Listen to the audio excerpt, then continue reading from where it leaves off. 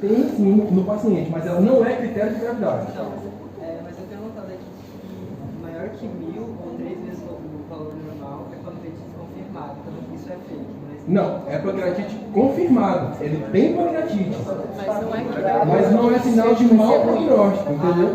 Entendeu? Tem pancreatite confirmado, não é sinal de mau prognóstico. Era só neutrófilo aumentado, não tinha neutrófilo do trabalho. Não lembro. Lá no caso clínico, né? Acho que eu não falava de neutrófilo. Mas se tiver, é uma reação inflamatória, porque quem chega primeiro lá na reação inflamatória? Qual é a célula que chega primeiro? Neutrófilo. Ela vai chegar lá, mas quem que vai reger essa orquestra? Macrófilo. Então Eu vai sei, chegar neutrófilo. mas no caso não teria que fazer o que? Uma cultura? Hemocultura? Não, nesse caso, se eu sei que nesse momento fiz o exame de imagem, fiz a tomografia, eu tenho, sei lá, escala de Alvarado, ó. Alvarado é o paciente. Se eu tenho Baltazar, se eu tenho a Baltazar A, um pancreas normal, muito provavelmente ela não está infectado. Então, tratamento de suporte para ele. Então, o que vai descartar, então, vai ser o senhor Baltazar. Baltazar, vai me ajudar, tá? Então, por exemplo, se eu tiver aqui... Baltazar Glacial. Se eu tiver aqui Baltazar D ou Baltazar E, né? Que eu vou ter gás aqui, ó. Ou seja, ele me confirma que tem infecção lá. Ah, mas aí também já não vai ser leucócito por 8.000, né? Vai saber, entendeu? E beleza, e por que eu opero aqui? Por que eu não dou antibiótico para ele? Aliás, eu vou dar antibiótico, óbvio. Mas por que não é suficiente? Aí entra com antibiótico. Fica na minha necrose. Porque está em necrose e o antibiótico não vai chegar lá. Não tem vascularização desses necróticos, eu preciso matar aquela bactéria, tá? Então eu preciso operar para quê? Para retirar essa área e o antibiótico não vai chegar. Vai ficar de novo. Vai ficar de novo, eu já aprendo, né? Beleza, show de bola. Então, eu quero que vocês aprendam classificação de Alvarado, tá? Escala de Baltazar. De Baltazar, desculpa. Baltazar. Vou dar antibiótico para ele quando eu documentar uma necrose infectada, tá? o E não vai estar O E vai estar. Beleza, como eu falei para vocês, critérios de gravidade, critérios de severidade. É uma doença muito protocolar, vou ter vários critérios, tá? Então, vamos lá, eu tenho Hanson, que... Não, Arado é... Persiste. Então, os critérios de Hanson, que é um dos mais utilizados, apesar de não ser o melhor, é um dos mais utilizados, vou até revisar aqui. Tem o Apache 2, tem o BISAP, que hoje vem cada vez sendo mais utilizado, porque tem menos critérios, tá? Tem o Glasgow, esse Glasgow não é o do trauma não, tá? Esse Glasgow aqui é o da pancreatite. Tem esses outros aqui, enfim. Mas o que eu quero que vocês aprendam é o Hanson, que a gente vai comentar. Bex, Hanson, vamos lá. Bex, Hanson, Petrov, Baltazar. Tá? Esses quatro, existem vários outros. Esses quatro eu considero que são imprescindíveis que vocês aprendam, tá? Vamos lá. Hanson, Baltazar, Bex e Petrov, tá bom? Ai, falar a verdade. É muito protocolo, É muito, né? Pois é, para a doença só. Então vamos lá. Existe um dado importante, que é a dosagem do PCR, tá bom? Então quando eu doso, tem um lapso temporal aí, por exemplo, de 48 horas do início da dor. Isso tem que ser muito bem contado. Por exemplo, saber qual foi o momento da dor e contar 48 horas depois. Então dosa-se o PCR desse paciente. Se esse paciente tem PCR acima de 150, tá? Eu penso como sinal de mau prognóstico, tá? Eu penso que pode estar acontecendo necrose e infecção nesse caso, tá bom? Então, se eu penso no PCR acima de 150 em 48 horas, porque qual que é a lógica? A lógica é, eu tratar meu paciente e nesse período o PCR vai diminuindo, porque o PCR marca o quê? Marca inflamação. E se ao invés de diminuir, se o PCR estiver aumentando, o paciente está piorando. Então, em 48 horas, tá bom? Em 48 horas, eu doso o meu PCR, tá? E tem que estar menor do que 150. Se tiver maior do que 150, eu penso em sinais de mau prognóstico, pode ter necrose infectada, pelo menos. falamos da imagem, né? Enfim. E aí tem os critérios de Hanson, que são importantíssimos também. Nem é o melhor, mas é o que tem, é assim, se a gente for olhar as questões de revalidas, tem toda a aulinha de revalida que a gente assiste aí, o pessoal fala desses critérios de Hanson. E eles mesmos diziam assim, não é o melhor, mas é muito cobrado. Podia tirar, né? Podia tirar, mas não tira, né? Então eu vou cobrar também. Rapaz, você não é que nem eles não, moço. Eu vou botar também. Qual mais você quer? Vou cobrar o Hanson, vou cobrar o Baltazar, Bentes e Petrov, tá? Por quê? O Petrov é pra quê? Pra poder Pra se gravidade. classificar, tá? Junto com o Baltazar, que é o de imagem, certo? O de Bentes é pra quê? Pra você diagnosticar. E de Hanson é pra você também me dar um prognóstico desse paciente, se ele está evoluindo bem ou está evoluindo mal. Tem que acabar comigo, bora a tabela. Acaba comigo. Tá aqui, então Hanson você faz em 2 tempos.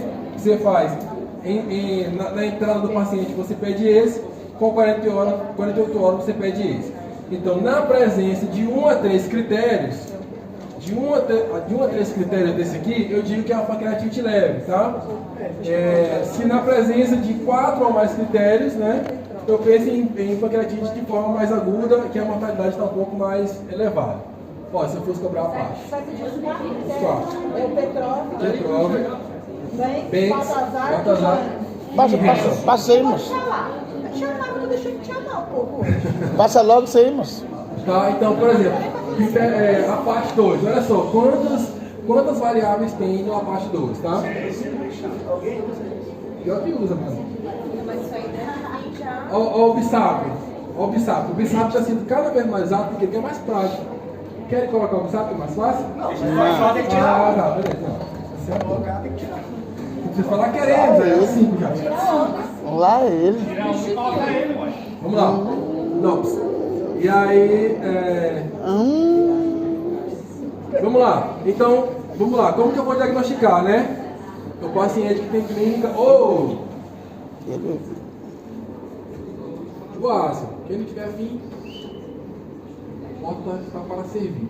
Porque a presença eu dou, mas porque eu tô rouco, na boa mesmo, tô saindo da chuvinha, tô rouco, então não dou conta de competir.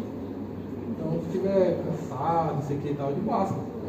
Não vai ter problema nenhum, tá? Prometo.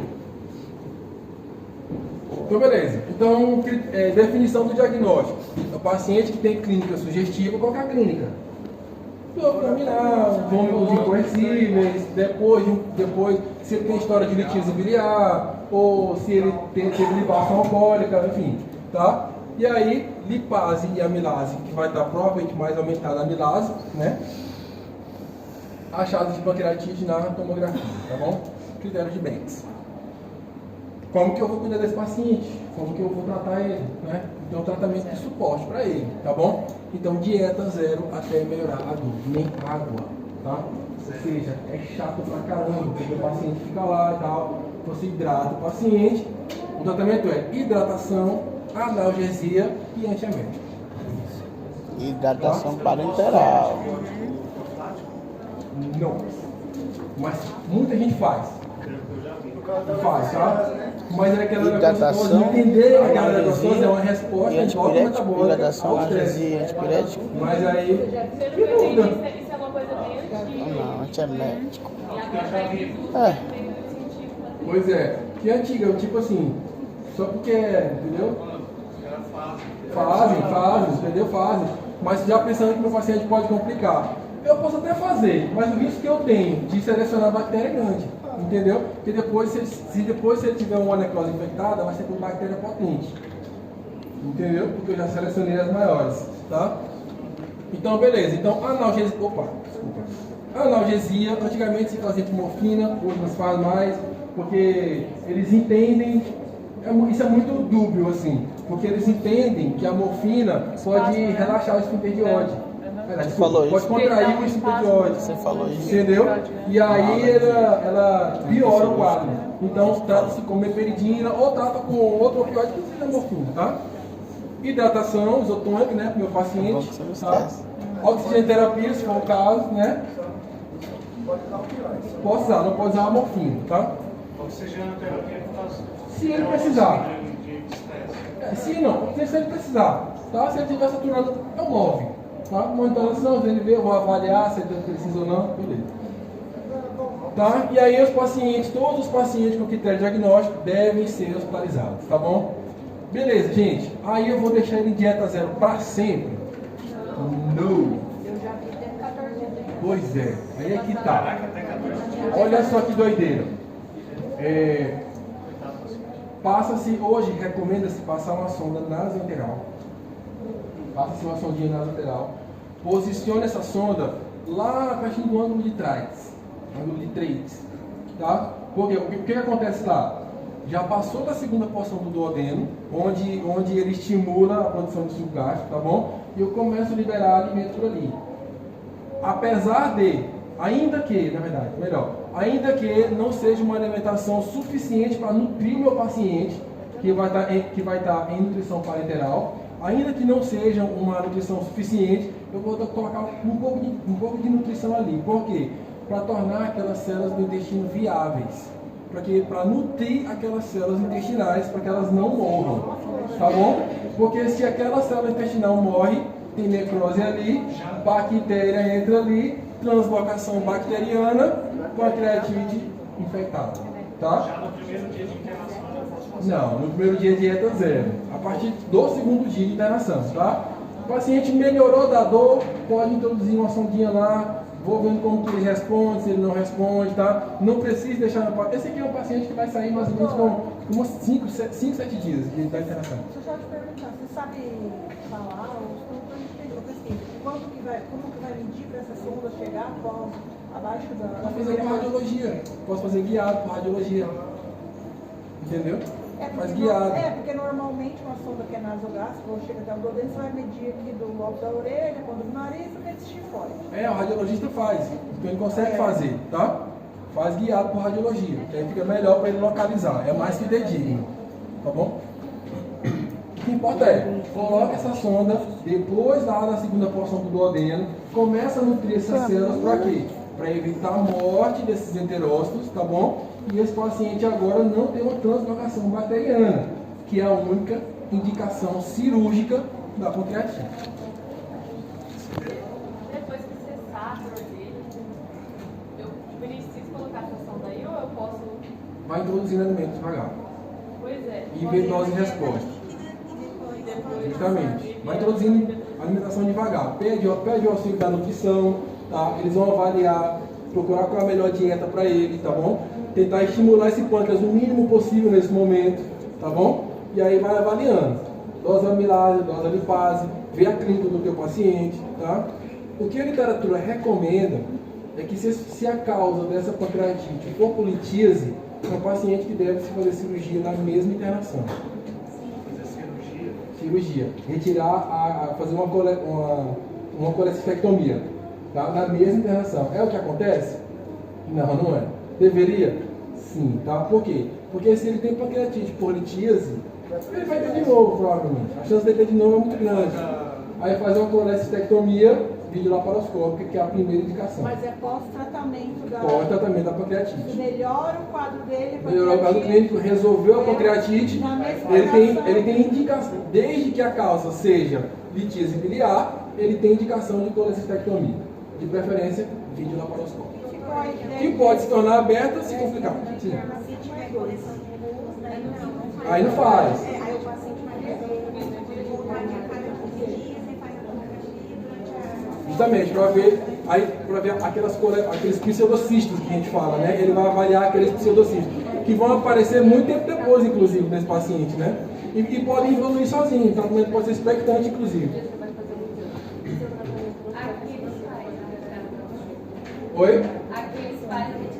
Faz, né? Antes da alta, que é o correto. Então, por exemplo, se o paciente tem pancreatite por litíase biliar, o correto é submeter o paciente a uma colecistectomia na mesma internação, tá? E depois fazer a alta. Aí depois faz a alta. Mas o que acontece é, manda pra casa, passa no ambulatório, vai marcar, vai ser direitinho. Aí o que acontece? Paciente Aí evolui, aham. aí sente a dor de novo. Aí o cara perde os dois. Não, melhorar quando ele volta já Entendeu? Pode ter a chance de voltar complicado. Beleza, como que isso complica? Né? Pancreatite hemorrágica, ele é muito vascularizado, tem fase relacionada, muito gente está comentando isso aí, tá? Necrose pancreática total, necrose infectada, abscesso, né? Abscesso, pseudocisto infectado, né? CIS, comentamos CIS, né? Choque, enfim. E JEC. Conhece a JEC? Jesus está chamando, né? É igual ao F. Né? Mas nesse caso, vamos lá. Então, pancreatite. Então, vamos lá. Quando se opera o paciente? Acabamos de comentar. Então, pancreatite necrótica estéril, sem tratamento, sem resposta ao tratamento clínico. Ou seja, se ele tem necrose e eu ainda considero que ele não tem infecção, eu ainda posso tentar um tratamento de suporte para ele. Mas na maioria das vezes vai operar, porque se ele tem necrose, vai operar, tá? Mas a literatura fala desse jeito. Necrose infectada ou necrose estéril que não respondeu bem ao tratamento clínico, tá? Glória a Deus.